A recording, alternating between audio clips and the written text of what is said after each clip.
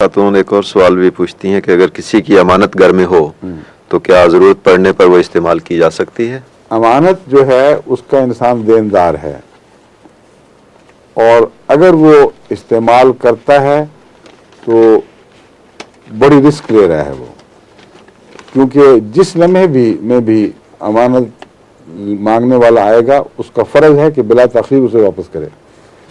इसलिए फ़ुक़हा ने अमानतों को 2-3 हिस्सों में तकसीम किया है। एक अमानत वो है जिस पर जो अमानत रखा रहा है वो इजाज़त देता है या अमानत रखने वाला इजाज़त मांग लेता है कि कभी मुझे ज़रूरत पेश आई तो मैं इसमें से खर्च कर सकता हूँ कि नहीं।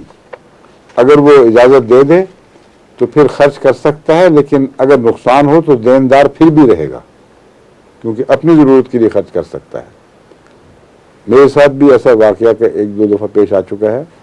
किसी ने अमानत रखवाई और इजाज़त दी खुद शौक़ से मुझे कि आप इसमें से इस्तेमाल कर सकते हैं जब ज़रूरत पड़े, तो मैं करता रहा हूँ, लेकिन इस ज़िम्मेदारी के साथ कि आने और पाई का मैं ज़िम्मेदार हूँ। अगर कोई नुकसान है तो मैं उसको बहरहाल दूँगा, लेकिन बग़ैर इजाज़त के अमानत इस्तेमाल करना ये इसलिए दुरुस्त नहीं कि अगर वो आज आ जाए और मांग ले और आपके पास पैसा मौजूद ना हो तो क्या जवाब देंगे।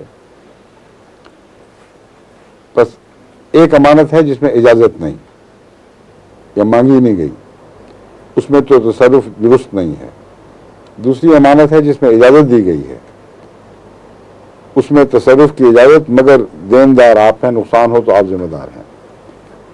जो पहली अमानत है उसमें अगर तभी हालात से नुकसान पहुंच जाए तो आप देनदार नहीं होते। फिर ये बारीक फ़र्क है, इसको पेश नज़र रख लें। एक शख्स किसी के पास 1000 रुपया रखवा जाता है अपने शौक़ से, अपनी मजबूरी से, वो रखता है, उसका अमीन है, चोर ले जाते हैं। अगर साबित हो जाए कि वो रुपया चोर ले गए हैं तो वो देनदार नहीं है।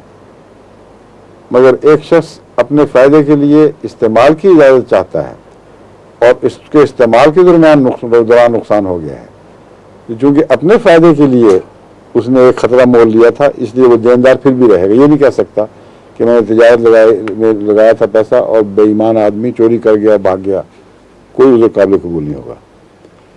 तीसरी तिजारत की किस्म वो है जिसमें तिजारत के लिए माल रखने वाला कहता है कि आप अपनी मर्जी से मुनाफे पर लगाएं और मुनाफे में मैं बराबर का शरीक हूँगा। हज़रत इमाम अबू हनीफा लखपति थे, उनकी महज अपनी दयानत की वजह से लोग उनके यहाँ अमानतें फेंक जाया करते थे, और बाज़ तो लोग कहते हैं कि उस ज़माने के लिहाज से भी करोड़ों रुपए की अमानतें उनके पास हो जाती थी, और बहुत से उनमें से ऐसे थे जो लिख देते थे कि आपको इजाज़त है, जब चाहें इस्तेमाल करें। कुछ लिख देते थे आप अपने नफ़ा नुकसान में हमें शरीक कर लें, अगर अपनी तिजारत पर लगाएं तो शरीक कर लें। तो हज़रत इमाम अबू हनीफा उनको अपनी तिजारत में शरीक कर लिया करते थे, बराबर का नफ़ा तक़सीम फरमाते थे, लेकिन अगर नुकसान हो जाता था तो नुकसान में भी वो शरीक होता था। तो ये 3 किस्में हैं अमानत की, इसको पेश नज़र रख लो। और वक्त हो गया? अच्छा बस ठीक है, चलें फिर आगे। ज़हूरे महबिये आखिर ज़मान